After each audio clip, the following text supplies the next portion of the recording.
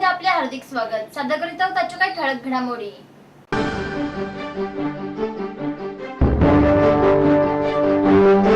दिवावासियांनी पालकमंत्र्यांच्या घरावर दिली धडक। ठाणे वाहतूक शाखेच्या टोईंग व्हॅनच्या कार्यपद्धतीवर उभे राहिले प्रश्नचिन्ह। घरगुती वादातून नर्सनेच अपहरणाचा बनाव रचल्याचे उघड। विविध समस्यांच्या विळख्यात अडकले डॉक्टर आनंदीबाई जोशी प्रसूतिगृह। ठाणे वाहतूक शाखेच्या नाकावर टिचून शहरात बेकायदा प्रवासी बस सेवा सुरूच। ठाणे जिल्ह्यात पावसाची दमदार हजेरी।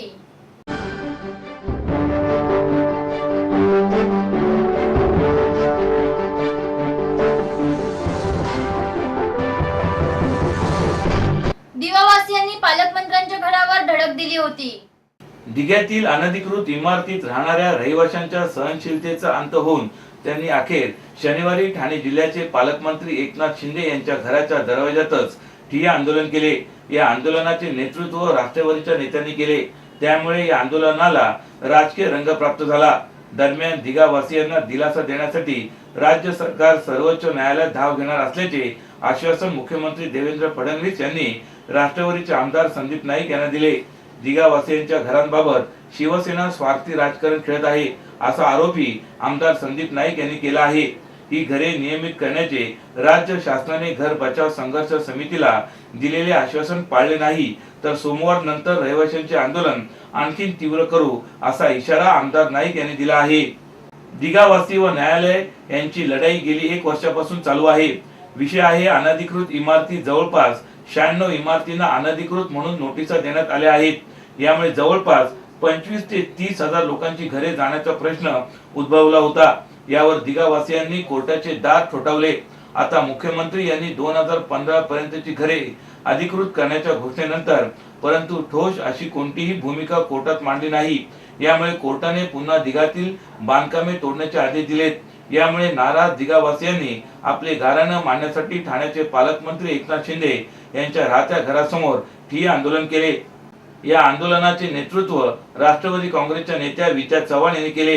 एकनाथ शिंदे यांच्या लुईसवाडी परिसरातील घराच्या बाहेर दिवावासियांनी आणि सेनेच्या कार्यकर्त्यांमध्ये काही काळ घोषणा युद्ध देखील झाले।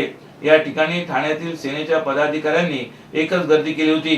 पोलिसांनी बंदोबस्त वाढविला होता तर एसआरपीची तुकडी देखील तैनात करण्यात आली होती। परंतु एकनाथ शिंदे कामानिमित्त ठाण्याच्या बाहेर असल्यामुळे दिवावासियांनी घोषणाबाजी केली। यावेळी एकनाथ शिंदे यांच्या गैरहजेरीत खासदार राजन विचारे आणि आमदार रवींद्र फाटक यांनी किल्ला लढविला। यावेळी दिवावासियांबरोबर विद्या चव्हाण यांची समजूत काढण्याचा प्रयत्न केला। राज्याचे मुख्यमंत्री देवेंद्र फडणवीस यांनी पालकमंत्री एकनाथ शिंदे यांना राज्य सरकार सोमवारी सर्वोच्च न्यायालयात जाऊन याबाबत स्थगिती आणणार, त्यानंतर अध्यादेश काढणार असल्याचे खासदार राजन विचारे यांनी सांगितले। तर आंदोलन सुरू असतानाच राष्ट्रवादी काँग्रेसचे ऐरोलीचे आमदार संदीप नाईक यांनी देखील त्या ठिकाणी भेट घेऊन थेट मुंबई येथे मुख्यमंत्री देवेंद्र फडणवीस यांची मुंबई येथे भेट घेण्यास रवाना झाले। त्यांना देखील मुख्यमंत्र्यांनी आश्वासन दिल्यामुळे सदरचं आंदोलन स्थगित करून या बाबतीत न्याय न मिळाल्यास भविष्यात तीव्र आंदोलन छेडण्याचा इशारा विद्या चव्हाण यांनी दिला आहे। ठाणे महानगरपालिका हद्दीत घर घेताय का? मग ते अनधिकृत तर नाही ना, याची खातर जमा करा। अनधिकृत घर घेणं हा विकणाऱ्यासोबत विकत घेणारा देखील तितकाच दोषी असतो। तेव्हा घराची डोळस खरेदी करा।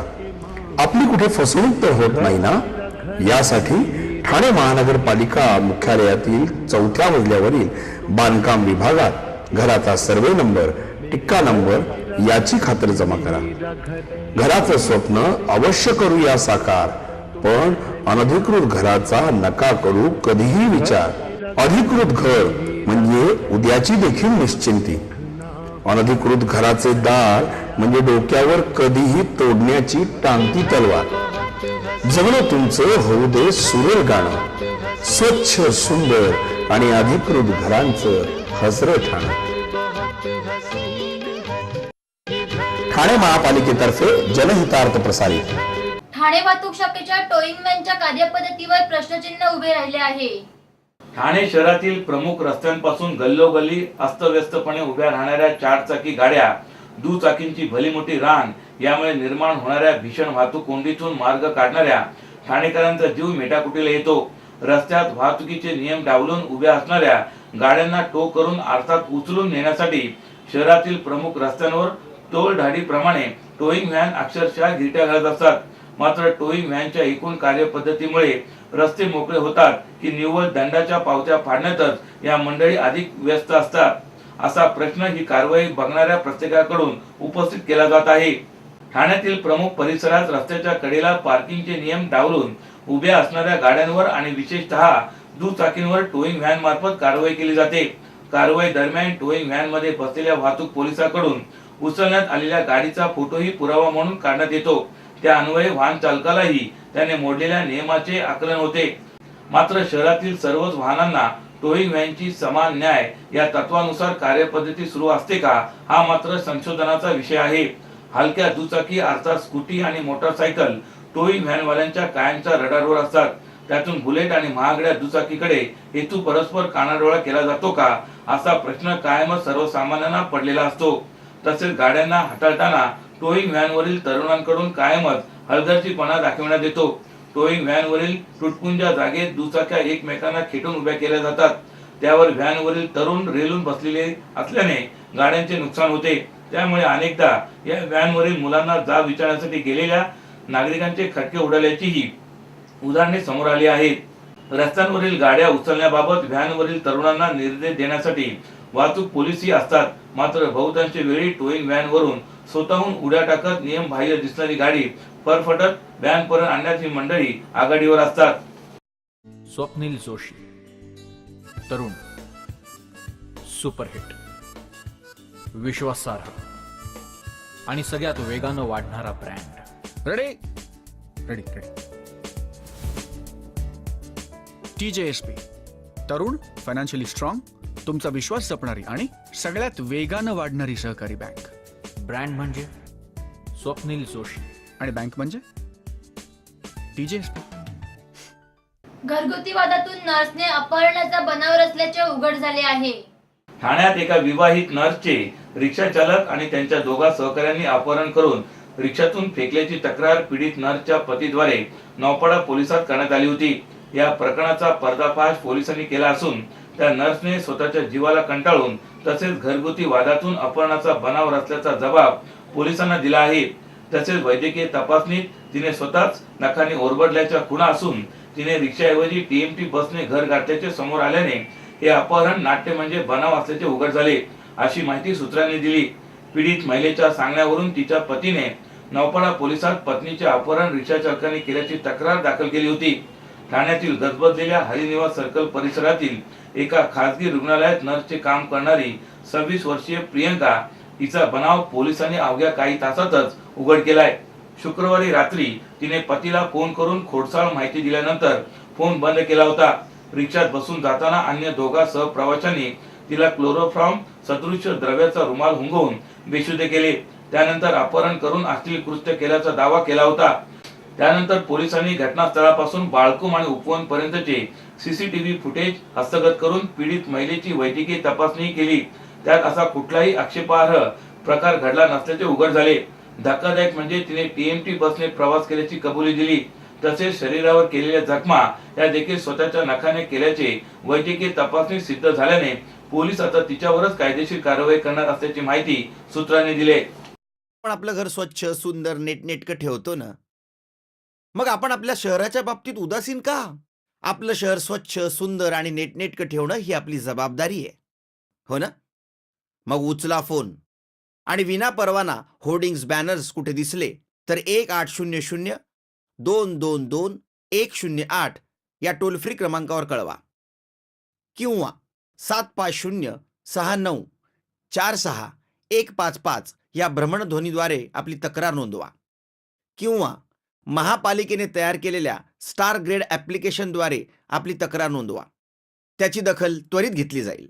लक्षात घ्या, आपला छोटासा सहभाग आपलं शहर स्वच्छ, सुंदर आणि नेटनेटकं बनवू शकतो. जसं आपलं घर तसं आपलं ठाणे शहर. विविध समस्यांच्या विळख्यात डॉक्टर आनंदीबाई जोशी प्रसूतिगृह अडकले आहे. वर्तकनगर येथील ठाणे महापालिकेचे डॉक्टर आनंदीबाई जोशी प्रसूतिगृह 27 वर्ष जुने असून पुरेसे डॉक्टर आणि कर्मचाऱ्यांच्या अभावाबरोबरच गळक्या छपरांची समस्या देखील भेडसावत आहे. वेळीच याबाबत पावले उचलावीत, अन्यथा शिवसेना स्टाईलने आंदोलन छेडावे लागेल असा इशारा देखील पदाधिकाऱ्यांनी दिला आहे. प्रसिद्धीगृहाच्या टेरेसचे लिकेज हे जुने दुखणे असून दरवर्षी यावर किरकोळ मलमपट्टी केली जाते. मात्र आता पाऊस सुरू झाला असतानाही याची दुरुस्ती करण्यात आली नसल्याची माहिती शिवसेनेचे उपविभाग प्रमुख अशोक कुलकर्णी यांनी आयुक्तांना पत्राद्वारे दिली आहे.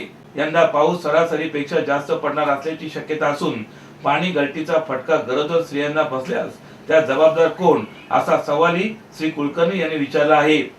या रुग्णालयात 2 कारकुनांची गरज असून सध्या एकच कारकून आहे. पहिल्या माळ्यावर पुरुष सफाई कर्मचारी नसून 2 कर्मचाऱ्यांची नेमणूक करण्यात यावी. कर्मचाऱ्यांना स्वच्छतेसाठी साबण, झाडू आदींचा योग्य पुरवठा व्हावा. आणखीन एक डॉक्टरची नियुक्ती करण्यात यावी अशा मागण्या देखील या पत्रात करण्यात आल्या आहेत.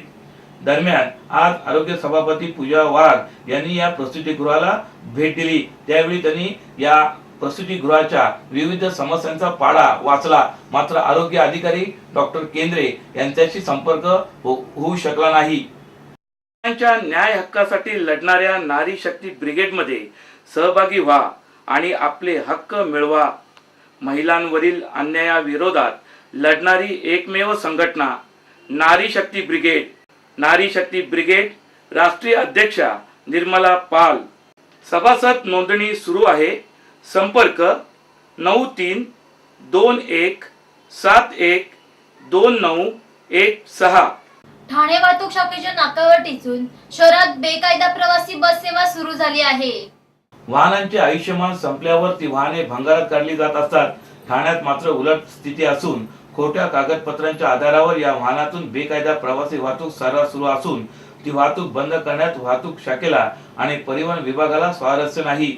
शहराचे प्रदूषण वाढून नागरिकांचे आरोग्य बिघडण्यास ही वाहने जबाबदार असताना तोट्यात चालणाऱ्या ठाणे परिवहन सेवेकडून आणि वाहतुकीचे 3-13 वाजलेल्या वाहतूक शाखेकडून अशा अवैध बसेसवर कारवाईसाठी फारसे प्रयत्न होताना दिसत नाहीत.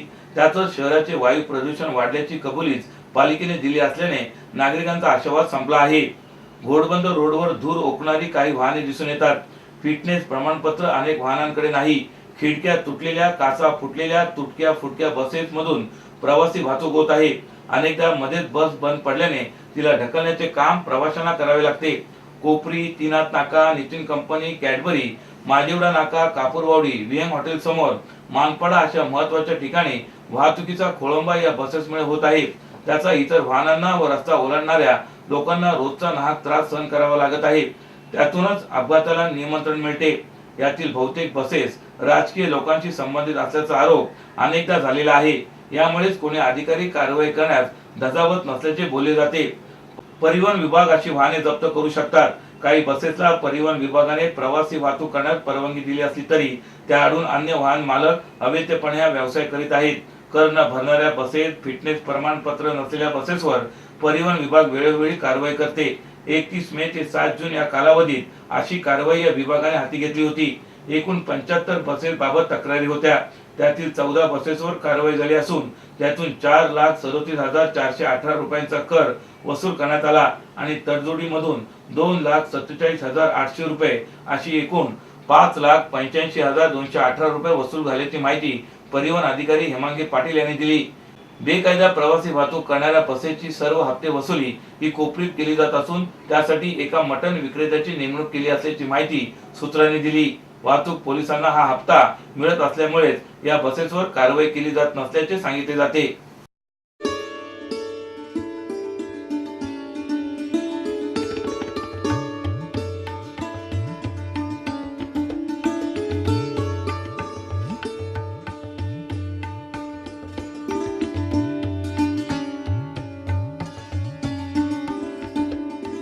ठाणे जिल्ह्यात पावसाने दमदार हजेरी लावली आहे. पाणी टंचाईमुळे टोनचे पाणी पळालेल्या ठाणे जिल्ह्याच्या बहुतांश भागात शनिवारी सकाळी वळवाच्या सरी पडल्या आणि वातावरणात आल्हाददायक गारवा पसरला. गेले 4 दिवस मान्सूनपूर्व पावसाच्या सरी कोसळतील असा अंदाज व्यक्त करण्यात येत होता. उकाडाही दिवसेंदिवस असह्य होत होता. मात्र वरुण राजाने दमदार दर्शन घडवत वातावरणाचा नूर पलटून टाकला. या पहिल्याच पावसाने ठिकठिकाणी वीज पुरवठा खंडित झाला. रेल्वेला तडाखा बसला. झाडे उस्मळून पडण्याच्या काही घटना घडल्या. सकाळी शहरात 13 मिलीमीटर पावसाची नोंद झाली असल्याचे पालिकेकडून सांगण्यात आले. तापमान ही 35 ते 37 अंशावरून 31 ते 32 अंशादरम्यान खाली आले. जूनचे 10 दिवस उलटूनही पावसाचा पत्ता नसल्याने पाणी टंचाईचा प्रश्न गंभीर होईल अशी स्थिती गेल्या 4 दिवसात निर्माण झाली होती. यंदाही 7 जूनचा मुहूर्त पावसाने चुकवला. कोकणात 2 दिवसापूर्वीच वळवाच्या सरी कोसळल्याने ठाणे जिल्ह्यात तो कधी दाखल होईल याचीच प्रतीक्षा होती. गेले 4-5 दिवस ढग दाटून येत होते पण पाऊस पडत नव्हता. मात्र शनिवारी सकाळी पावसाने दर्शन दिले. काही ठिकाणी जोरदार वाऱ्यासह ढग दाटून आले तर काही भागात गडगडाटीच आवाज करत वरुण राजाने आगमनाची वर्दी दिली. कुठे तुरळक सरी तर कुठे जोरदार तडाखे देत पावसाने नांदी दिली. अनेकांनी या पावसात भिजण्याचा आनंद लुटला.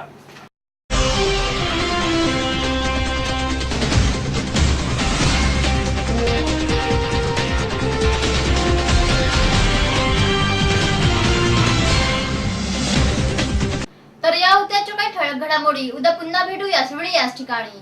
ठाणे दर्पण या वृत्तवाहिनीचे प्रसारण ठाणे शहराबरोबरच ठाणे जिल्ह्यातही होत असते. तरी आपल्या काही समस्या अथवा सूचना असल्यास आमच्या या पत्त्यावर संपर्क साधा. आमचा पत्ता पुढील प्रमाणे